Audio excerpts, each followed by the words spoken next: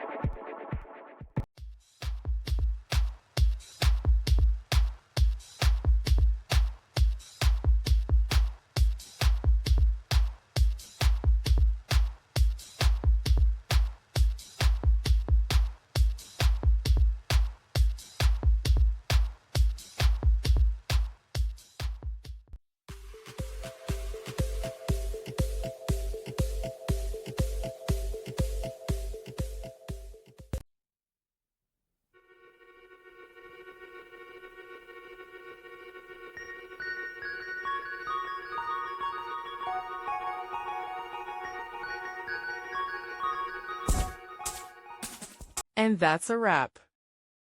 I hope you found the answer you were looking for.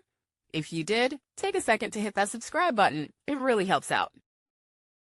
And let me know in the comments which solution worked best for you. See you next time in the debug zone.